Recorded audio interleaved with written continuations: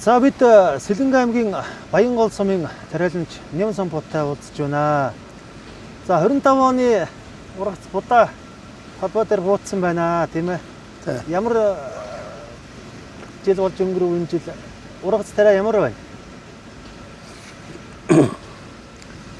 За энэ жил 2025 оны хавранч зуны улирланч одоо 5 сар 6 сар 7 сарын 23 хүртэл бараг хуура гандуу халуун одоо өндөр гараастай халуун үргэлжсэн тийм одоо жилүүд болж өнгөрлөө. Бид 7 сарын 23-наас хойш анхныхаа бороо үзэж бас тариалчдын хувьд бол хэдийгээр оройтсон ч гэсэн зарим засварчлал орсон баг. Ямар ч байсан энэ жилийн хувьд бол цагаагаар тариалчдын хувьд бол байгаль цагуурын нөхцөл байдал бол жаахан эрсдэлтэй гэж болохоор тийм одоо жил өнгөрч байна. Гэхдээ яг бид одоо 9 сарын 15-наас энэ жилийн ургацыг хурааж талбайдаа буулгаад байгаа та нарт харж байгаа. Тэгээд энэ жилийн хувьд ургац бол сайн жилүүтэй харьцуулахад бас дундаж энэ жилийн одоо ганта халуун үргэлжсэн газар тариалан нэлээд эрсдэлтэй одоо цагуурын үзэгдлүүд үргэлжсэн энэ хугацаанд бол бас яг ямар ч байсан дунджийн ургацтай золгож талбайдаа одоо ургацаа буулгаад байна. За буулсан будааны чанар ямар байна энэ жил тийм ээ? Будааны чанар бол сайн байна. Доотлол нь одоо нэг 27 цавуулагтай, дээтлэл нь 32 33% одоо цавуулагтай. Натур бол өндөр байна. 760-аас дээш 800 хүртэл натуртай байна. Чихийн хувьд бол тийм учиргүй одоо чихтгэн байхгүй гандуу жилээс учраас 13 14-тэй. Будааны хувьд бол чанартай байна. Ямар ч нөхцөл байдлаар хаан ч утсаа одоо голөгдохааргүй. Тийм одоо сайхан будаа чанартай болж байна. Энэ жилийн тухай сая 8 сарын сүүл 9 сард нэлээд их бороо орчлоо.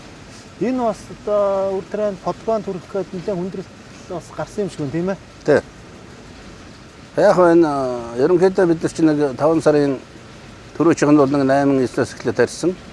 Зарим одоо туршлагатай тариаланчлал бол 15 сар 15 хойш тарьсан байгаа. Тэгээд энд бол бас туршлагатайгаас гадна техникийн боломж гээд бас янз бүрийн хугацаа нааш нь болох юмнууд байсан баг. Зүгээр энэ хугацаанд одоо таригдсан тарианы тухайд бол 9 сарын 5-наас 8-ны хооронд бол ерөнхийдөө эхний тарьсан талбайны ургац бол болцсон байсан. Тэгээд 8-9-наас бол одоо үргэлжилсэн 7 хоногийн бороо ороод энэ борооноос бол үүдээд болсон тарианд бол бас ишин дээр бас нэг ганц нэг соёлох тэр одоо нөхөн тарианы одоо нөхөн өрчгөн эрхтэнд бол жаахан хөдөлгөөн орсон тийм одоо үзэгдлүүд анзаарч байна. Энийг бол одоо гурилын өдрүүдийн лабораториуд одоо 2-аас 3-аас дээш доош гээд бас эргэж байгаа юмнууд байна. Гэхдээ даван туулах боломжтой хэмжээ байна л гэж би үзэж байгаа тэр үзэлтэй. Ямар арга хэмжээ аав тийм ээ одоо бас энэ бороо подгоон түрээд гараад ихээр ер нь та бүгд бид нар болохоор яг подгооны тухайд бол нэг тийм одоо сүүлийн үеийн хэрэгжилж байгаа янз бүрийн химийн гэрвцээдүүдийг одоо ашиглаагүй. Зүгээр бидний хувьд бол энэ жил нэг 13 14-ний одоо 9 сарын тэр үед бол дараалсан одоо сайхан хэрэв оноод бас подгооныг бол нэг хэсэг зогсоосон.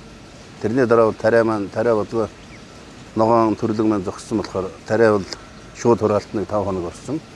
Тэрнээс хойш бас нэг 2 хоногийн бороо өргөжлээд жаахан ногоо сүүл хинзэлж ургаж байгаа ногоо бол жаахан төрж जैन. Тэрнийг бол бид бас зарим нь ангилахын ангилаад зарим нь цойлдож хураах хэлбэрээр л одоо даван туулж байна.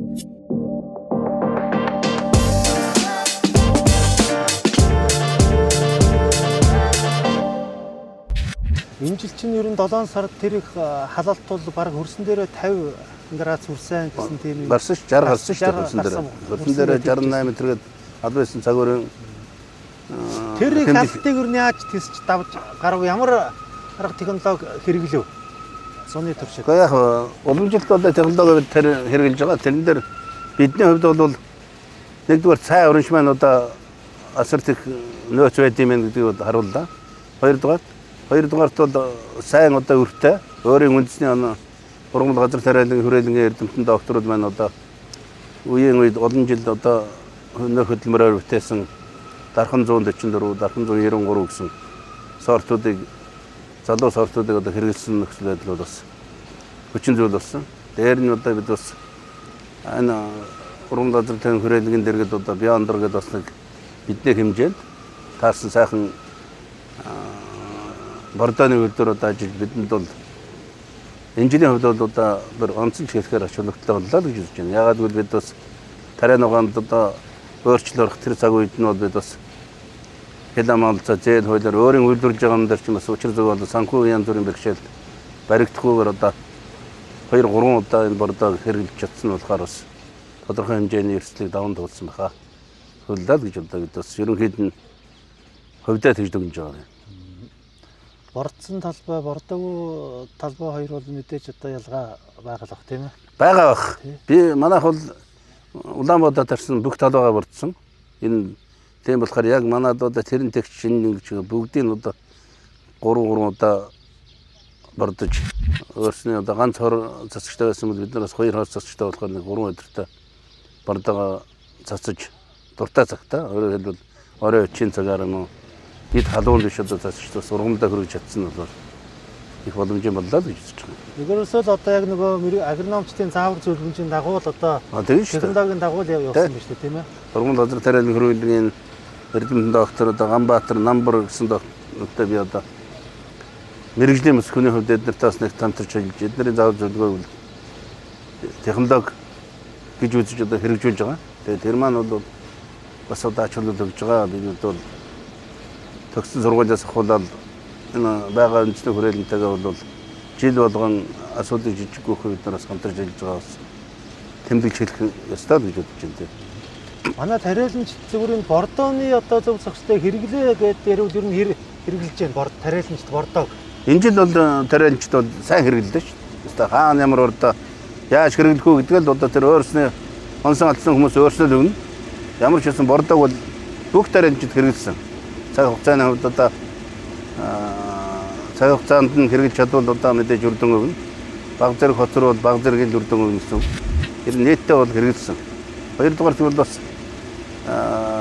манай одоо Beyonder-ын үйлдвэрлээс гадна бас янз бүрийн одоо энэ хөдөлгөөн газар тариалангийн уртсын тэр янз бүрийн бордоо гэрвцээд химийн одоо янз бүрийн макро элементүүд өгөх бас бордоо оруулж ирсэн. Тэгээд хүмүүс тийм байна уу, юм байна уу гэдэг одоо чатаар авах чинь өөрснөөс болоод янз бүрийн туршнаа ярьж л байна одоо.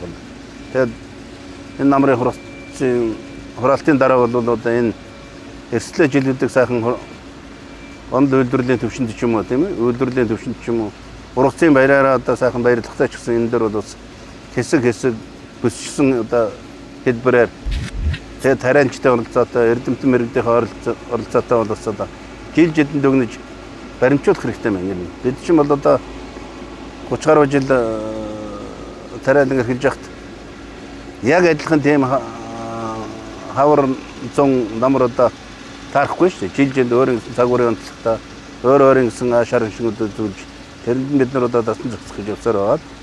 Өдөө хүрд юм байна. Бид тэр нь цаашид одоо юун дээр анхаарч ажиллах хэрэгтэй юм байна. Тийм ер нь байгаль цагуур гэдэг нь ер нь тааж хэлэх аргагүй боллоо шүү дээ. Дахиж ингэж их ам болохгүй гэсэн баталгаа байхгүй. Тэгэхээр ийм одоо эрсдэлтэй цаг үед бид одоо энэ газар тариалангийн үйлдвэрлэлийг ер нь яаж авч явах уу? Ямар арга технологиор явмаар юм бэ зүгээр цаашдаа. Тийм үү? Юун дээр анхаарах вэ? За энэ жилийн хувьд бол би зүгээр одоо хэдэн жил ажилласан өөрийн зүгээр газар тариалан яг одоо жинхэнэ туршлагаас гэх юм бол манай энэ Улаанбаатар одоо өөрснийхөө хүнсээ хэрэгцээ хангах талаар боловсруулсан одоо манай Монголын эрдэмтэн улсын Бухарны газар тариалан гэдэг бол бас үнэтэй зүйл юм байна. Энэ бол манад бол олон талаар таарсан технологийн шийдэл юм байна. Харин бид энэ технологийн шийдлийг олон мэдээлэл байгаль цагуурын одоо цагуурынхаа мэдээллийг савдаг, өөрийнхөө газрын хөрсийг одоо сайн шинжилүүлдэг, судалдаг боломжууд байна. Тэгээд дээр нь ер сортоо бол сайн таньдаг. Миний энэ орон зайд ямар одоо сортын дасан зохицоод одоо бүтээгдэхүүн өгч чадах вэ? 4 сарын 5 сарын ч юм уу 5 сард нь хураар байгаа бол яг 6 сард нь байвал яг гэдгээ бол тариалчид одоо сайн мэдрэх хэрэгтэй юм. Тийм мэдрэх боломжууд бай. Одоо ямар нэгэн байдлаар мэдээлэл хэрэгсэлж байна, технологич байна, эрдэнэ тогтын судалгаач байна. Энийг ашиглаад технологийнхаа одоо тэр боловсролын технологиг ягшлал мөрж чадах юм бол бас ийм хэмжээний ганг тавж болох юм байна гэсэн итгэл дондаа энэ жил төрж байгаа. Тэр гам бол би урах салддаг хүн болгон тариалчлуугын жаахан сэтгэлээр ундаг гэсэн тийм бодолтой явсан юм байна.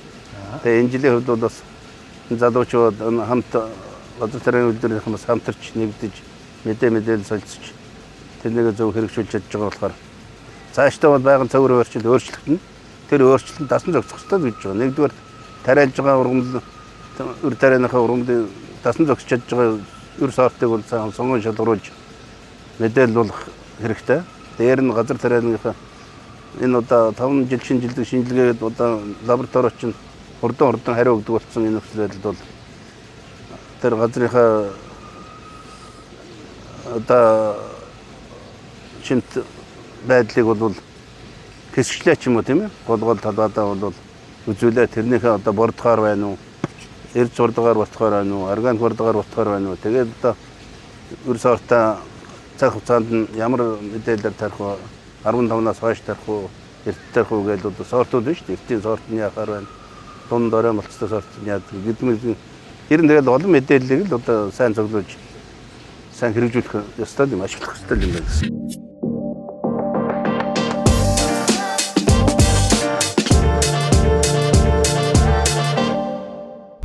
Өрнөш та ер нь яаж хийж вэ? Химийн өрнөш гэж одоо хоёр онцны өрнөш яриад байгаа шүү дээ, тийм ээ?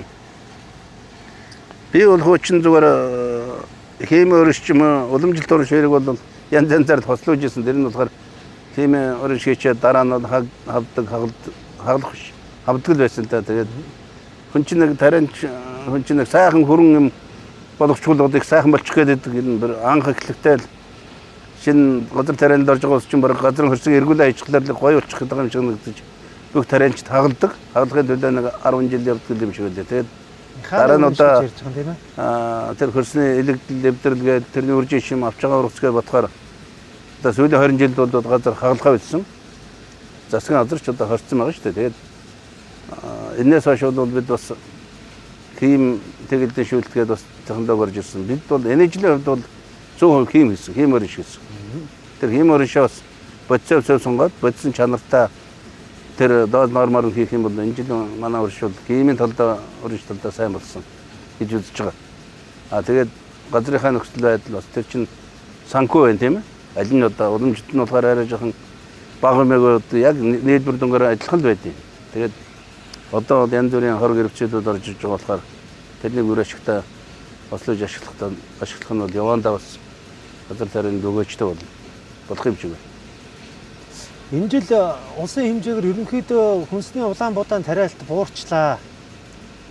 Ер нь буурсан байна. Тэгэхээр одоо ингээд ургац баг байна гэж ярьж байна. Ирэх хаврын үрийн асуудал одоо яригадаад эхэллээ. Тэгэхээр хойтон хаврын үрээ одоо яаж бэлдэж нөөцлөх гэж байна? Таны хувьд ер нь энэ танаа сумын тариаланчид одоо ер нь үрийн хангамж нөөц хэрэг байна. Энэ жил яаж гарахаар байна үрээ? Монголын артан бол нэг үг байдаг шүү дээ. Үрээ итгэхээр үнэгээ эдэ гэж тийм ээ. Тэгэхээр өр бол одоо хамгийн тарианч хүн хэдийгээр одоо урагш тариа муу байлагчсан энэ намар нь бол хаана энэ байгаль загварын эрсдэлтэй энэ жилүүдэд хаана хэний тариа савргуу ямар өр сорт ургуу гэдгийг судлах хэрэгтэй. Манай нийт тарианчид манай одоо манай үндэсний холбооч гэсэн одоо энэ мэдээллүүдийг аваад тийм мэдээлэл аваад энэ өрийн одоо тэр сурталчилгаа ч юм уу тарианчдын дундаас тодорхой хэмжээний бүр бөөнд нийт нь одоо мэдээлэл өгч хавар намар хэнд нөөцсөн өр байна. Энэ жилийн одоо ургац гайг авсан өр сорт хаа байна гэдгийг мэдээж манай энэ ургамал газар тарианы хөрөлж бүх мэдээлэл байгаа шүү дээ. Тэр мөрнөөс сайхан зохистой мэдээлэл аваад бас одооноос өр бол нөөцлөх хэрэгтэй. Зүгээр дутсан өргээд манайх ч юм бол практикаар одоо ямаргаа хийждэг, яамаа нь явал энэ тэндээс сайхан өрүүлж ирдэг. Мэдээж одоо тэр өр сорт маань дасан зохицсон үгүй юу? Бас тийм байна тийм ээ. Та тухайн тэр жилдээ бол хамгийн сайн чадвараа одоо дааш чадж гэнэ үгүй тэр үрчин бас эргэлзээтэй. Тийм болохоор нэг тариалтынхаа одоо 100 тонн өрөө тариалдаг нэг 1000 орчим га тарьдаг улсууд бол өөрийн гэсэн гарын нэг талбайтай өөрийн гарын гэсэн нэг тодорхой өртөө байх хэрэгтэй шүү дээ. Одоо тэр бол Монголын амьдрал, Монгол хүн сэтгүүд бол ямар ч үед одоо нэг хотод хол яваад унаа залгах нэг сайн морой нэг ахмад хүн унжээдэг. Тийм ээ, дараа нь хайгуу ч юм уу дайм байлдаа бол тэргээр март зүхтах ч юм уу байлдах ч юм уу тийм хэр гардаг дайлтгана. Бас нэг тийм стер өөрийн гэсэн хувийн тактиктай байх систем болов гэж бодож байна. Өр бол хангалттай шин сортууд одоо хүрээлэн сорсон өр сортууд энэ жил бас миний одоо мэдж харсан төвшөнд бол байна. Тэрний чинь бид нар мөнгө санхүүгийн бэрхшээл тэгээд бас өр зээл цаг хугацаанд төлөх гэдэг асуудлаар борлжил байвал одоо урлагийн үйлдвэр төгдөг.